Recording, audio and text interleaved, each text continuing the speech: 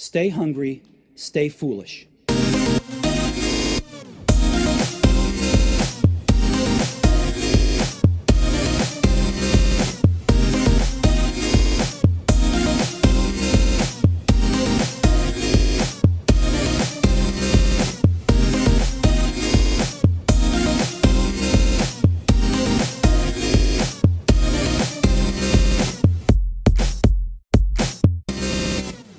In business, government, and every aspect of contemporary life, business leaders are struggling to find workable solutions to today's biggest complex challenges.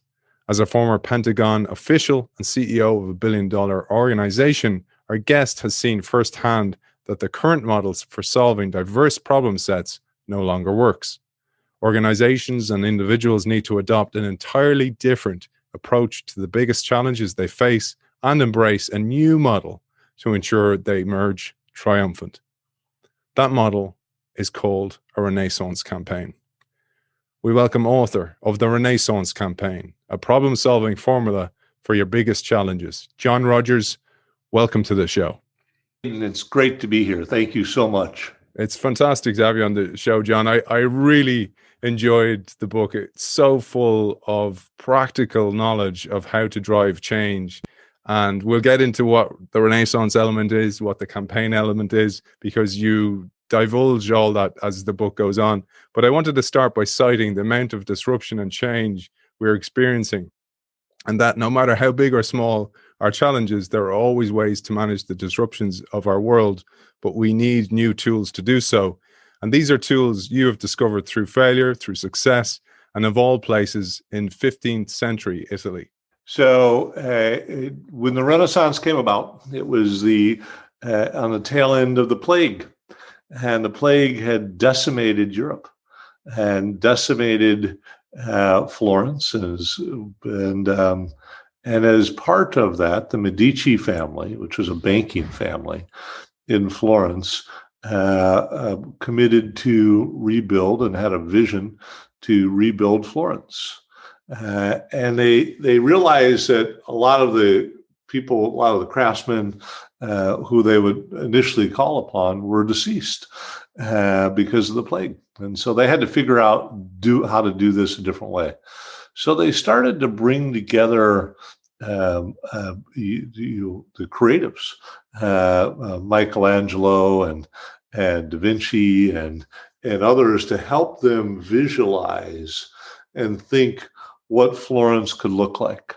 And through that confluence, through that mixed table of bringing different people to bear on this problem, they created a city that is arguably one of the most beautiful cities in the world, one of the most progressive cities in the world in terms of its design and its architecture, and one of the most enduring cities in the world, Florence.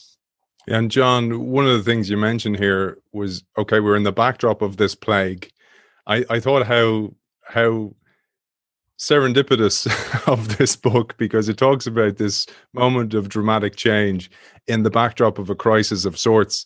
And, you know, when you look back, if you were to zoom out from the history of mankind, humankind on this planet, we've had crisis after crisis, and we keep bouncing back and we keep coming back stronger and stronger.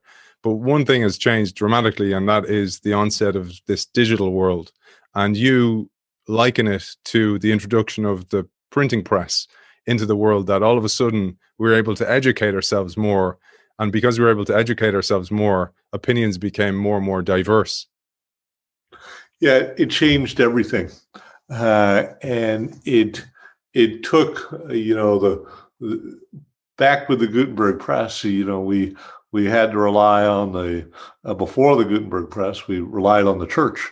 Humanity relied on the church for its information, its knowledge. And then the Gutenberg press was a great equalizer.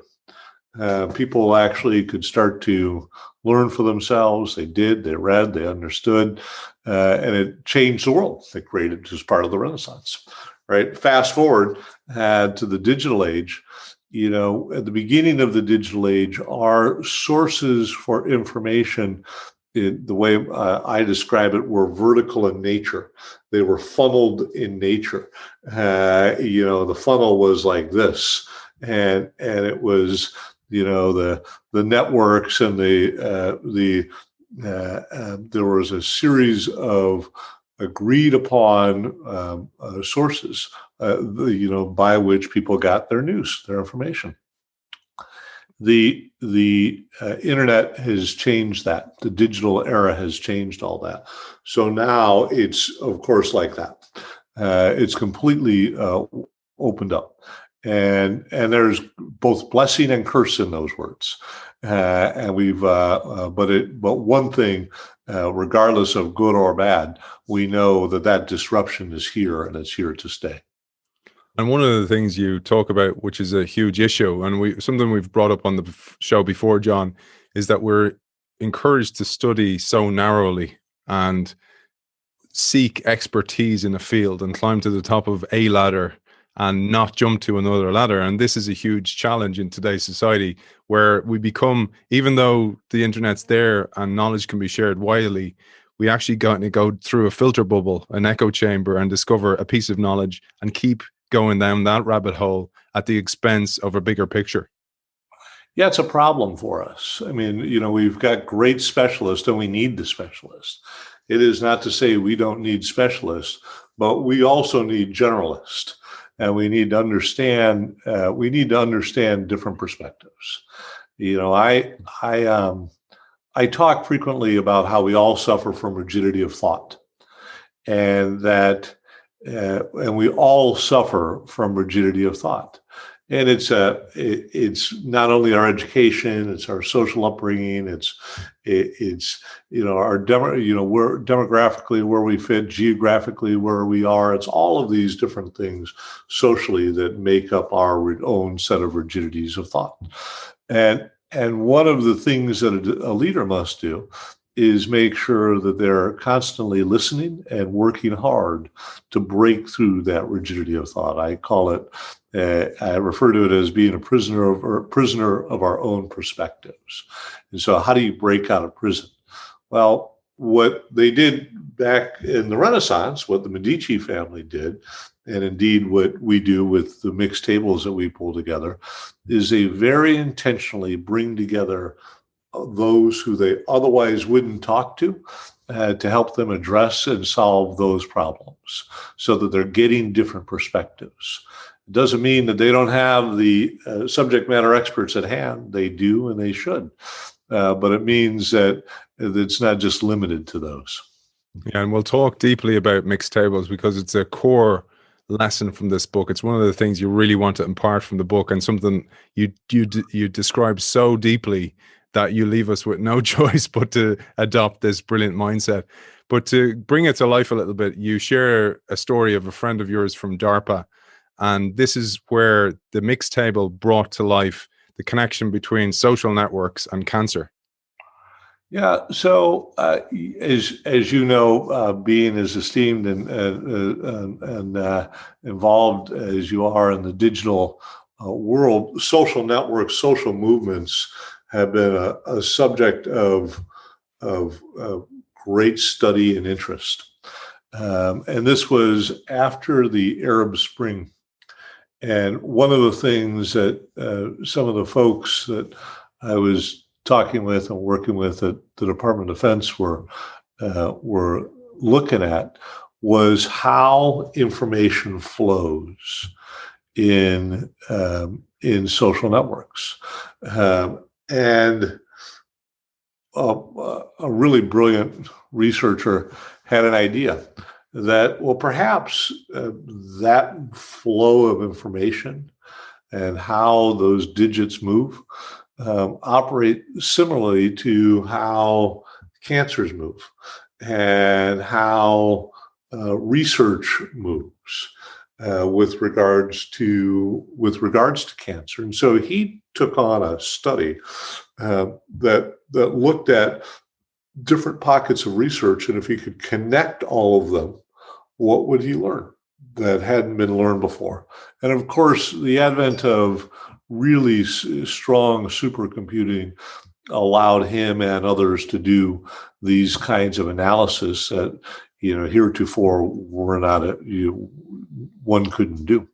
And so he looked at that model, so that he could, on the one hand, work to solve and help address cancer, and on the other hand, really take a look at this thorny, knotty national security issue from a different perspective. So I just thought it was a really interesting way he went about it, and I wanted to include it in the book. Yeah. And to give a nod to somebody else who also adopted this holistic thinking, where you got it from, the apple doesn't fall far from the tree, is to honor you as well, your parents, because you'd mentioned your mother and how she used holistic thinking to crack the Joycean code. Well, being in Dublin, you probably know a thing or two about Joyce. And you probably know a thing or two more about Joyce than I did. But my mother, and I must admit, and I deeply apologize if I'm offending you or Aidan or any of your listeners, but Joyce was always really hard for me to read. But my mother loved reading Joyce. And there was a mystery in Ulysses that for years hadn't been solved. And there was a riddle that was hidden in it. And my mother, by the way, also happened to be a singer. And she was the longest serving singer at the Chicago Symphony Chorus. She sang under Margaret Hillis and George Schulte, and she was a trained musician in that she went to school, Roosevelt University, for music theory and really understood the theory of music. And what I also didn't know about James Joyce is that he was a musician, a really strong musician. And had he not proven to be a brilliant author, his biographers would have said that he would have that's where he would have tried to earn his living. Well, my mom read Ulysses and heard about the riddle and all this, and she just looked up and said, well, it's a fugue. And the academics, who were not musically trained, what are you talking about? No, it's a fugue. Here's the structure right here. And she breaks it apart for them. And because Joyce was a musician and she was a musician, she was able to bring a different perspective to bear to something that other Joycean scholars who were not musically trained could never see. And so it's all about one's perspective. And you build on that then to build upon the Joycean code. You talk about how you cracked the IEDs, the detection of IEDs, and I'll let you explain what that is and how it came about. Well, I would say that we contributed versus cracked for the sake of accuracy from my vantage point, because a lot of people worked really hard on this problem. And IEDs are roadside bombs.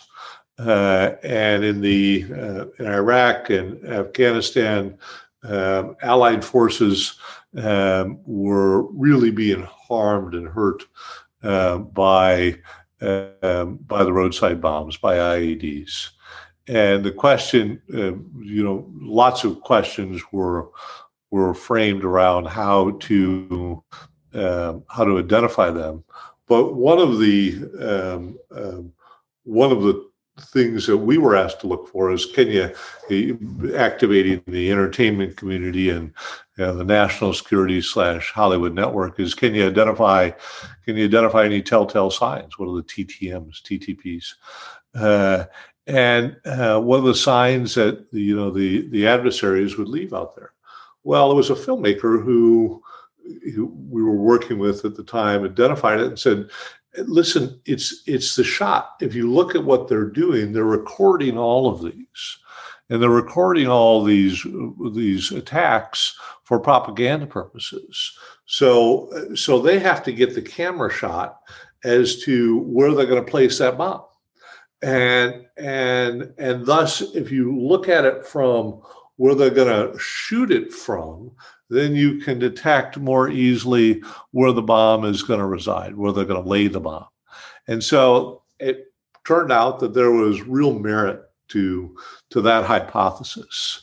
And not only was that able to be incorporated into training of U.S. and allied forces, but it was also incorporated into simulation systems so that we could help those soldiers identify when they saw something in advance, that there was when they saw a topography, that there was a chance that there may be a roadside bomb there. So it all was intended to help save lives.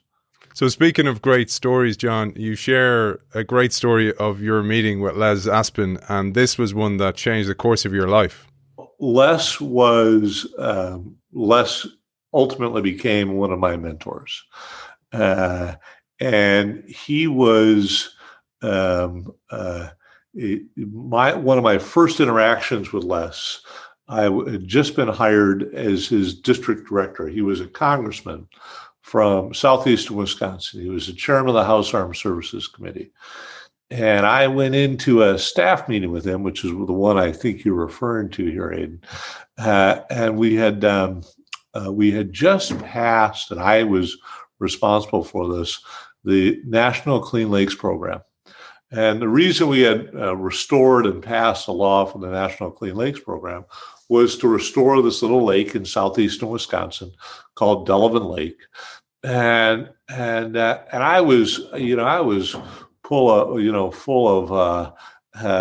of myself at that time. I just thought, boy, this is really cool. We have changed the course of U.S. law, and that we're gonna clean up the environment. We've passed this big bill, and he starts grilling me and on how this one little lake is going to be cleaned up, and he went on and on. And he wanted to know how they were going to drain it, and how they were going to kill the fish, and how they were going to rebuild it, and how they were going to put in the water, and how many wells would be impacted, and question after question. And I've had this, I'm 20 something years old. I've had this huge victory, and I'm thinking to myself, what are you doing? I'm getting more and more agitated as he's drilling harder and harder. And I'm thinking to myself, man, this is just ridiculous. And my face is getting red. And at the end of it, he says, John, don't get mad. I was just curious.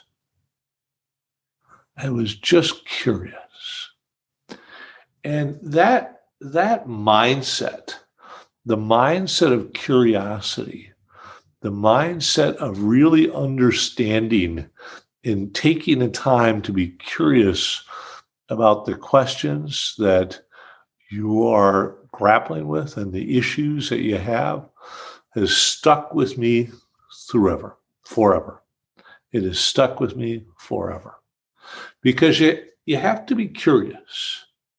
You have to listen. You have to ask good questions. You have to be present, and you have to be mindful. And Aspen instilled that in me in a way that changed my life. And I've tried to carry that forward every day ever since. By the way, I absolutely got that from the book, John, and it's one of the reasons I wanted to share it with our audience here in the Innovation Show. I wanted to share that mindset. It's so valuable. It's so valuable in any what you call campaign, change, transformation, personal, change your habits, whatever it may be. Campaigns are done this way, and you're highly experienced in it. And you mentioned something else to do with Les, which was later on in the 80s. Les was the chairman of the House of Armed Services Committee at a time when Democrats were perceived as soft on defense. And you used the technique of what you mentioned earlier on, mixed tables, to change all that. And I was a pup of a staffer. But it was something that also changed my life. And so here we are, we're at the end of the Cold War. And we are, there's profound changes. And Aspen was really trying hard to work through the issues of what the U.S. foreign policy and NATO's policies were going to be post-Cold War. And he embarked on a series of meetings around the country where he would bring together people who would not talk to each other, but for Aspen convening. So he'd put a retired Army, or Air Force, or a general flag officer together with an industry executive from defense, and those two would normally talk to each other, next to a brilliant sociology or political science professor from a university who wouldn't talk with them, next to a campaign operative who would never talk to them, next to a local political leader who barely knew any of these guys.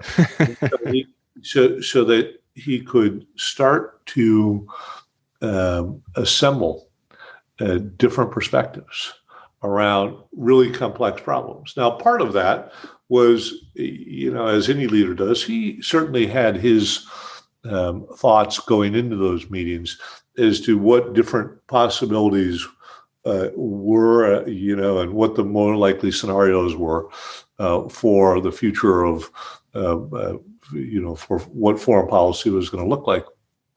That said, he didn't have it all, and he recognized that he didn't have it all. And so he wanted to get those different perspectives. And through that process, it became a really refined set of set of policies and analysis around those policies that to this day serve in many respects as the underpinnings of post-Cold War U.S. foreign policy and domestic policy. I remember at the time he said that, one of the challenges that we're going to have in the U.S. Is that the Cold War was a great unifier. Didn't matter if you were a Republican or a Democrat, you had a common enemy. And he posed the question, without that common enemy, and Lord knows no one wants enemies, no one wants war, no one wants those things. But he posed the academic, intellectually a valid question. Without that enemy, what will society look like? And will it remain cohesive, or will it start to shred apart as a result? And clearly, he was onto something there, because we do not have that set of united principles that we did 50 years ago or 40 years ago in this country. Absolutely, and hopefully we've seen parts of that unification thanks to the common enemy of this pandemic that we're all fighting against. But we're still not there yet, as you say, John. We still have, part of the problem with the digital era and the news cycle that we were talking about, the informational sources we were talking about before, is that people believe whatever they want to believe anymore, so that it's things that are emotionally convenient for them. That's what they believe versus what the facts tell them. As we mentioned, the filter bubbles keep them there as well, so it doesn't get them into the mixed table mindset. It's a big, hard problem, Aidan. It is, man, isn't it? Yeah, it's one we're gonna have to find a solution to some way if we're gonna reunite. Absolutely, totally agree. Yeah, Love to work with you on that solution. It's one of the things that drives me, John, with this information that we share on the show. Behind me is all these brilliant authors like yourself. Every week, share that knowledge that just I don't feel is out there enough. And if I can contribute towards that in some little way, that's the goal of this. So, moving on, I'd love to come back to, you mentioned some stuff there. For example, the psychological warfare that happens at mixed tables, particularly at the start before a purpose is set, etc. And we'll go through the 6 steps of setting up a table and a successful campaign. But I wanted to mention, really to give credit to you and to the work that you and Michael J. Fox have done for the Parkinson's Action Network as well. So you've used mixed tables here to great effect as well. So maybe we'll say a word on that, just to also acknowledge that work that you're doing on behalf of humanity. And indeed, so is Michael J. Fox. The work with Michael was some of the most rewarding work of my entire career. And it really, it was asking the question related to the stem cells quote unquote wars, campaigns back in the early 2000s, mid 2000s. What aren't we doing from a public policy perspective? What were we missing? There was great advocacy effort and great success with that advocacy up on Capitol Hill and in the legislature, but it could only go so far. So Michael called me up one day and said, "I want to do something about this." And I said, "Michael, you don't need a guy like me. You need a kid." And he said, "No, I really want to do something about this." And I said I'd be happy to help. I flew to New York and we met, and we realized that if you played offense, most celebrities play what I refer to as defense when it comes to politics and policy. They take incoming calls from elected officials who ask them to do something versus offense. I'm going to set an agenda and go try to move something. And Michael wanted to play offense. And as a rugby player, you understand, and an athlete, you understand that well. And so we put together a campaign with the intention of flipping the U.S. Senate at a time that nobody thought it could be done. And indeed, the U.S. Senate flipped, in no small part because of Michael's work on stem cells. And by looking at the whole public policy perspective through the lens of a mixed table of what's not being done, we were able to have a profound impact on that by then orchestrating a campaign to flip the U.S. Senate. And we'll get into the process and the mindset and the structure and the mental frameworks of how to do that now by looking deeper at what a mixed table is. And before we do, just so you know, John, so many of our audience are CEOs, transformation workers, change makers in their organizations, entrepreneurs, startup founders, etc. So they're all leading campaigns, even those of us who are doing it for ourselves. Maybe it's a new habit in 2021, whatever it may be. But I really found this interesting. So if you bring any diverse group of people together, like you said, the first thing that you can almost see the thought bubbles sticking out of their heads, and they're kind of going, what am I doing here? Why is he here? Why is she there? And all of a sudden, it's like, why are we all being brought together? And so many of us in change have done that and tried to create a mixed table. And I often think of it, John, like the idea of the watering hole, where the gazelle can drink freely with the lion, and then afterwards it's back into the silos, back into warfare when it's open season. But there's a quote I wanted to share from the book, and it goes as follows: if we really want to advance society, intelligent, insightful people must be able to share their real thoughts without fear of backlash, and at a mixed table, done well, can provide exactly that opportunity. So let's use that as a way to share the process. So it's a 6-step process, and maybe I'll let you take over here at where the process begins. So the 6-step process is on the campaign side. Let me say a couple things here. What I was trying to communicate there is that a mixed table done well can become a safe space to take on really hard, wicked hard problems in a way that kill the naysayers within an organization and enable organizations to and leaders of organizations to really address those stubborn, recalcitrant issues that they've been challenged with. And the way to do that is a little formulaic from my perspective.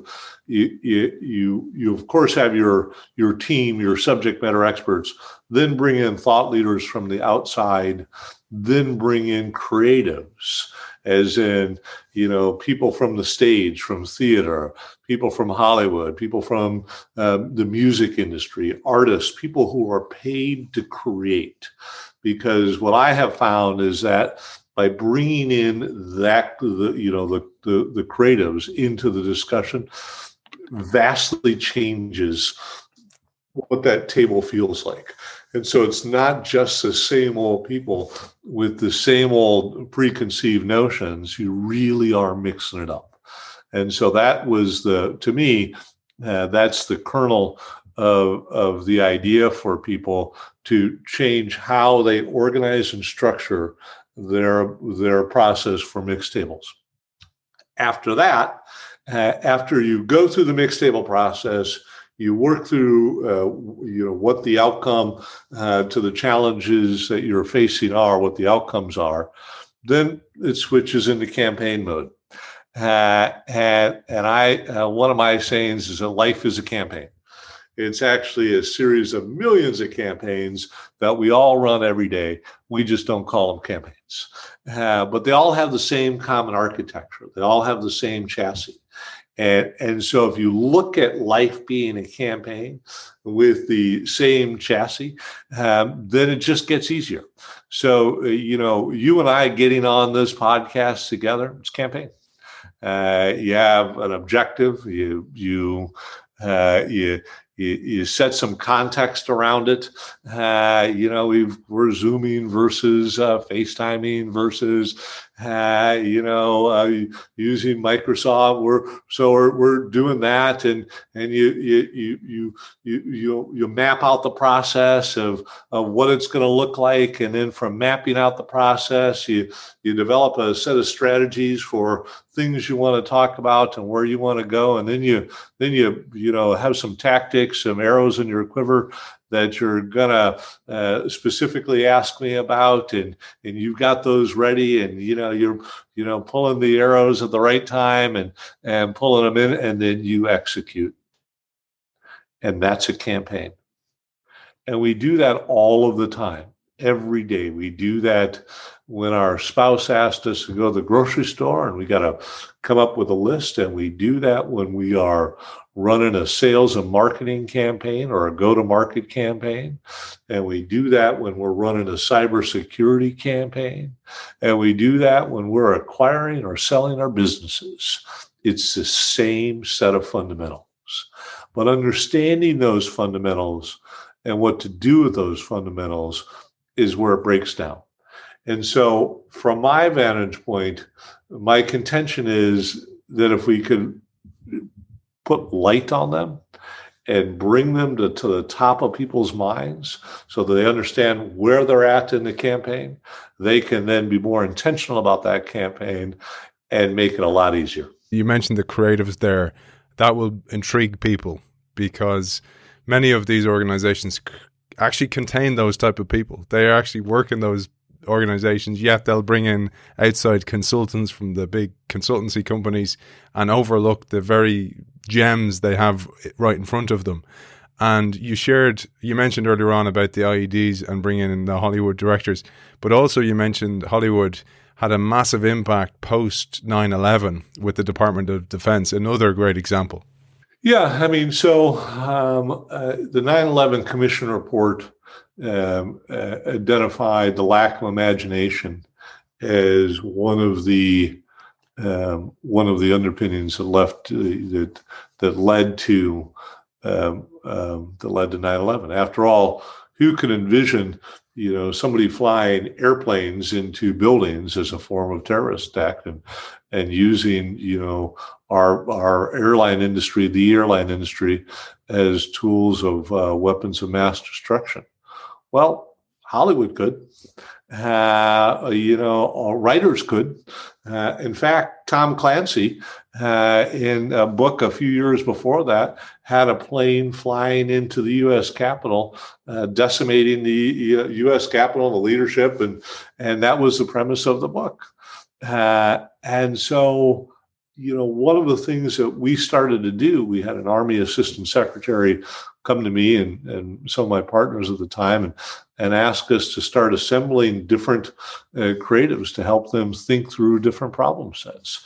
And at my company, Leaders, what RL does is serves as the nexus between the national security communities and the entertainment communities to take on these really wicked hard problems. Now, we've expanded that mission over time, but at our heart, we still are very much in the business of being at that nexus. So again, bringing people together who otherwise wouldn't talk to each other to look at problem sets. But the creative is at the core of the methodology, but creatives are unique. And that, what I'm thinking about with a creative, because I would argue that virtually, almost everybody's got some semblance of creativity in them.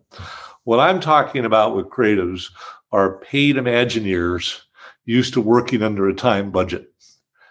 Paid Imagineers used to working under a time budget.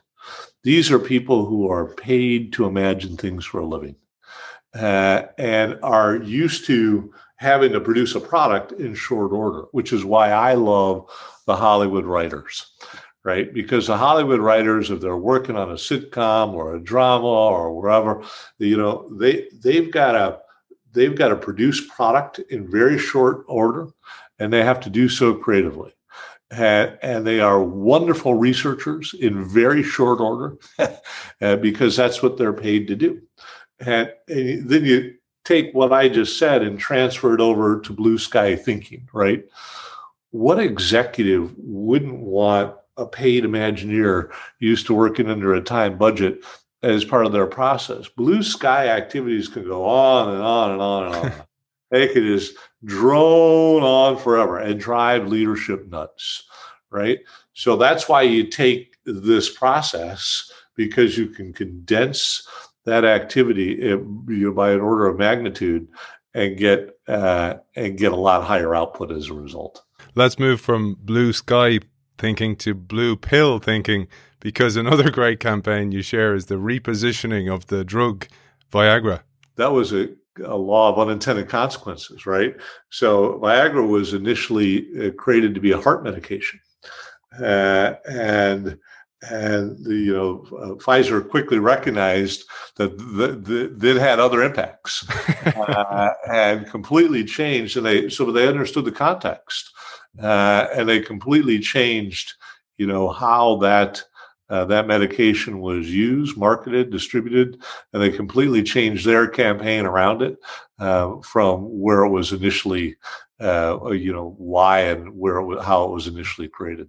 And for a deeper dive into that, John shares it in the book. But one thing I wanted to really ensure that we get out of today's show is the makeup and the numbers involved in a mixtape, because John goes to this granularity of how to run these campaigns. John, I really felt you really want to just get this out into the world, and it was one of the reasons I really wanted to have you on the show.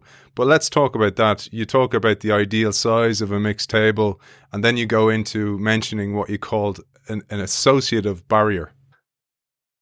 I'm going to answer the question a little bit differently, only in that we find ourselves in a different world, namely the COVID world. And so our mixed tables have been very intimate, immersive experiences. Typically 24 people, that's my optimum number, whereby you have 3 breakout groups of 8. And so you have this plenary session of the 24, and then you're giving each group different questions to solve, and each one of those subgroups of 8 comes back after a period of an hour or 2 hours to report to the broader group of what they've solved / the progress they've made on the question that we've given them. And it's very iterative. It goes in and out. We, of course, can't do that or won't do that in the COVID world. One of the things I've been doing is working with the CDC Foundation and others on messaging, on activating the entertainment community with regards to messaging of COVID. And what I would say is that it's every bit as bad as we think it is, and then a whole lot worse. And so we have subsequently started a series of Zoom events. We call them our post-pandemic series, what does the world look like in a post-pandemic manner, for national security, for the economy, for education, for public health, and what should policymakers and leaders be thinking about as it relates to these topics. And in the context of that, Aidan, what we've been doing is groups of 8 to 10 people. We find 10 people is the maximum number of people that we could put on Zoom. 8's a fine number. So with an 8, it's something like four subject matter experts, 2 thought leaders, and 2 creatives. Again, the same formula, just truncated down in terms of the size, the overall size.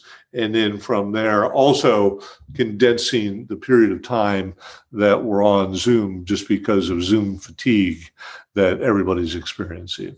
So, since I've written the book, we've been forced to, and COVID has disrupted us. We've been forced to evolve that. We'll go back to our core mixed tables in the future, but for the time being, our entire post-pandemic series is Zoom-based. I wanted to share as well the physical world, because we will get out of this, John. And what I found really interesting was you mentioned the actual makeup. So you mentioned, for example, thought leaders there. And I found that's an unusual board that will maybe adopt those people. Not many. It's starting to happen more and more where people are seeing the value of neurodiversity. And, I think this is really important, that an overlooked point with diversity is that what you're really looking for is diversity of opinion and thought, not gender. Diversity is important, but that's not what I'm talking about. And they're not, I'm talking about diversity of thought. Now, that doesn't mean they can't be the same, but that means there needs to be intentionality around them not being the same. Because you really, in order for organizations to thrive, you really want to make sure you're getting the broadest set of opinions with knowledge around those set of opinions versus diversity as it's commonly thought of today. I'm all in favor of inclusiveness, and I think that's a really important thing for organizations to strive for and to succeed at. But I also think it's important to have that intellectual diversity. I mentioned in the last question, John, I loaded you up with lots of stuff, but one of them was this idea of what you call an associative barrier. We have barriers that are put up, and the associative barrier we have beliefs by association, and the groups that we put together, reinforce that. And so we want to make sure that we're not living in our own bubble, words you said earlier. And the mixed table process is a way to help break that down. You've upgraded for oral leaders the world with the post-COVID world, but in the physical world, where we can meet and interact world, you have a very precise structure over this. So, for example, the 3 nights, feeding people well. I think this is really important, John, because the granularity you go to is really useful to understand why you do those things. Why do you feed people well? Why do you make them feel at ease? All those things are really important to get the best results. It goes to this basic principle. People learn when there's an emotional connection.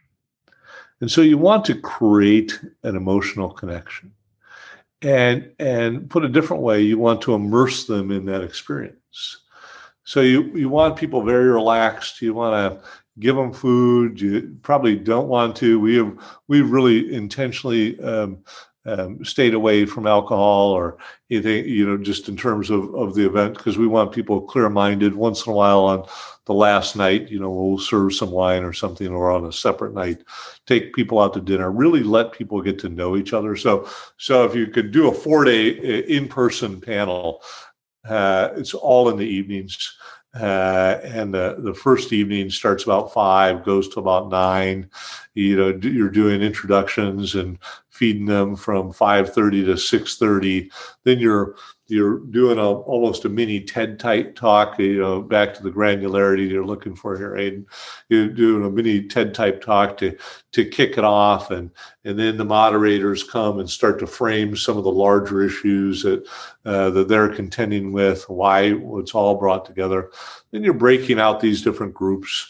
So again, the 4-2-2, 4 subject matter experts, 2 thought leaders, 2 creatives, maybe 4-1-3, 4 subject matter experts, 1 thought leader, 3 creatives, something along those lines. And they're given a specific challenge / question to work on. Think Hollywood storyboard model.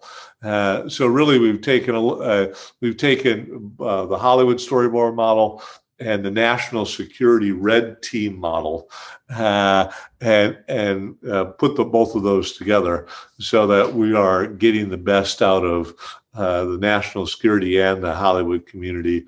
Working through those questions, and then they go back to the larger plenary session, and in front of all their peers, they talk about what they have found, why, how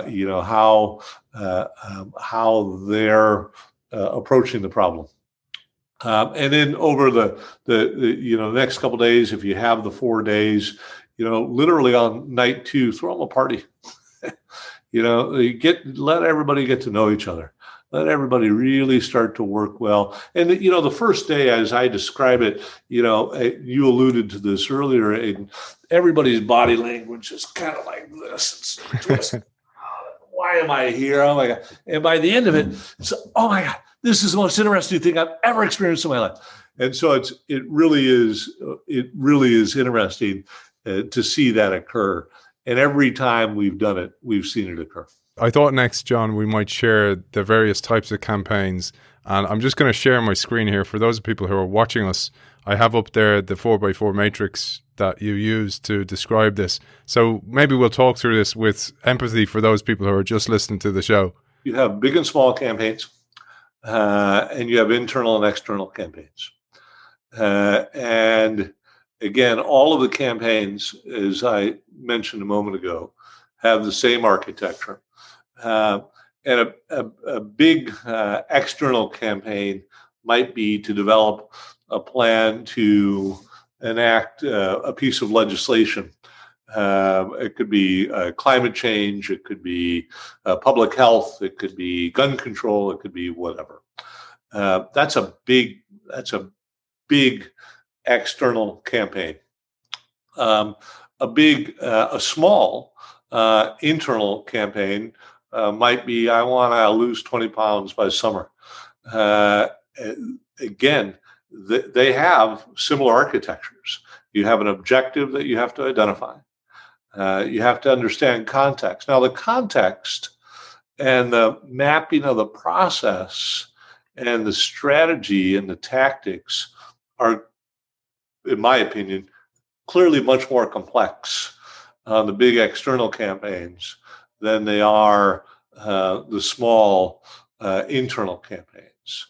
But nevertheless, the common elements are, again, you want to identify your outcome. I want to pass a piece of legislation. I want to lose the weight. You need to understand context.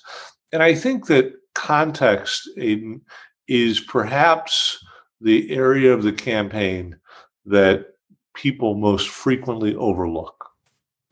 And the context, to put it a different way, is the milieu in which you are operating in. What is that environment? What does the world look like that you're operating in as you're trying to do this? I mean, I'll pick on the United States. Clearly passing a law on climate change, or gun control in a Republican-held with the House and Senate in Republican hands and the presidency in Republican hands, has on the surface a lot lower chance of success contextually than if you were to do that you looking at it, the dynamic was reversed. And so you really have to think through and understand context, because it sets the tone as to what you can achieve and what you can't. Because you have to be smart about this. From there, you have to map the process. Well, in the case of losing that weight, you know that you have a couple different levers that you can dial in on. You can cut down your calories and your intake, or you can increase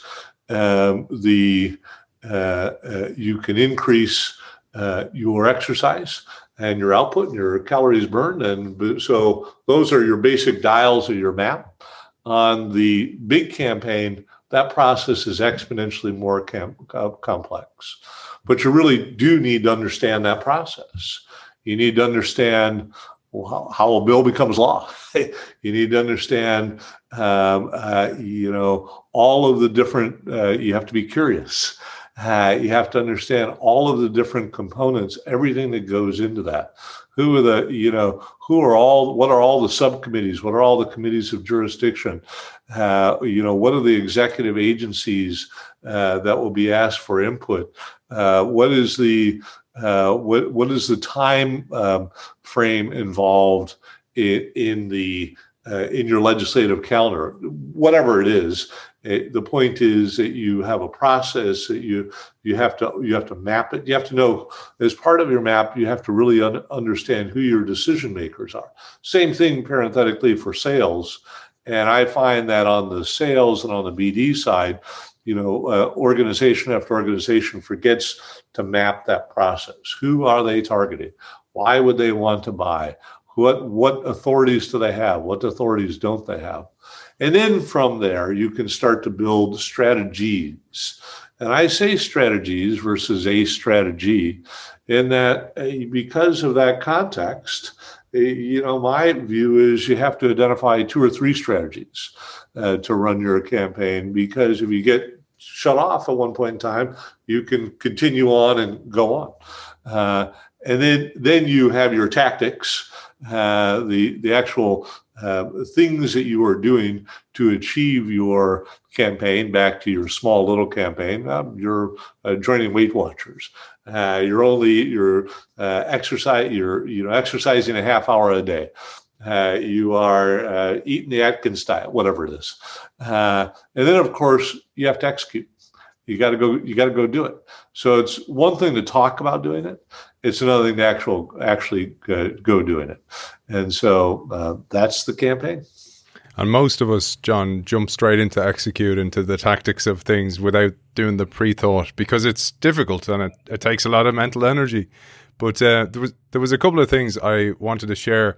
One was, you mentioned context and you mentioned BDE and understanding who the buyer was, and you humbly share an incident here that happened to you where it cost you a very lucrative contract. Yeah, we should have known better. But we let our enthusiasm get the best of us. We had developed a really significant simulation system called the IED battle drill. So think about a 270-degree curved screen that's 25 feet high and 25 feet across and 10 feet high, with then picture a Humvee in the middle of it on a flatbed of a truck. And that Humvee, you could detonate from 4 to 8 Gs to simulate an IED blast, with real smoke coming out and 4D sound, and it was a really impressive weapon. It was a really impressive training system. And what we were told was that it was the highest level of simulation system ever built for ground troops. It rivaled flight trainers. And again, this is all about helping the troops identify and not identify IEDs. The organization that had paid for it within the Army was the Department of Defense, was an organization called the Joint IED Defeat Organization. And they came to us and said, we want you to do this, and we want a bunch of these, and you start with these prototypes, and then we're going to hand it over to the Army, and the Army is going to buy them. Well, a funny thing happened on the way to the forum. The Army said, hey, this isn't our budget. We don't want this. And by the way, we don't like Giotto because we can do this. We can do this better and smarter. And so it was a great learning lesson. And thank you for sharing it. And thanks for sharing the book, because it really gives context to what you're talking about. One last thing I wanted to share, which is so important, is that you talk about the difference between working on a campaign and working in the campaign. And more importantly, that the team of people, the mixed table, may need to change. And oftentimes, the reason I share this is so many innovation teams or innovation departments in organizations come up with the idea. They may ideate, they may come up with a plan, etc. And then oftentimes it's swooped off them and given to a different team to execute, and they can take it like an insult. But it often isn't. And you share this because they're different mindsets. There's an execute mindset, and then there's an ideation mindset. Like you talked about the creatives who come up with the idea in the first place. I thought this was wonderful and a really important thing to share. Thank you for that. It's the difference between working on and in the business, and working on and in an idea. So sometimes I think it's easy for organizations to do just what you did described, which is to conflate the two teams. They may or may not be the same teams. As a practical matter, there'll be some overlap, but I would suggest that almost always they're not the same teams. You want different teams to help you think about that big, hard problem, to inject that creativity, versus those who are going to go get it done for you. And so I think that the key to that is being transparent, providing clarity on the front end, so that nobody gets their feelings hurt. I pulled a passage that I absolutely loved, and I'd love to share it as my sign off today. I'll read it out because I can't memorize it. But while I'm doing that, if you have a think about how you'd like to sign off, because you wrote this for a reason. There was a clear reason why you wrote this, and I'd love you to share that. But before I do, where can people find you, find the RL Leaders, find out more about your work, the book, etc.? rlleaders.com, and come to our website. We'd love to engage with you. And you can find me at john@360.com, John Rogers at 360.com. And so we love you to come to the website and the blog. And if you have any questions, I'd be happy to get on the phone with you, FaceTime with you, and take it to the next level. And I'll let you think about that sign off. Mine is as follows. I love this. We're not in the midst of a renaissance. We're not in our own version of the Middle Ages either, but we could slip into either one. How we proceed as a society will partially depend on how we evolve. There isn't time for limited thinking. We must be holistic and thoughtful, fostering a world that deals in creativity and civility rather than narrow-mindedness and belligerence. The more holistic our thinking, the more we will create, the more problems we will solve, the more we will shape a world worthy of future generations. Beautiful, John. Beautiful way to sign off. What about you? We're all prisoners of our own perspective. Make sure that you wake up every day, remain curious, and strive to break through your own rigidity of thought. And if you do that and you realize that the most important thing that we can do is to bring it all to the table every day, treat everybody with kindness and respect, and go do great things, you're going to do just fine. Author of The Renaissance Campaign, a problem-solving formula for your biggest challenges, John Rogers. It's been a pleasure. Thank you for joining us. Aidan, thank you. Have a great day.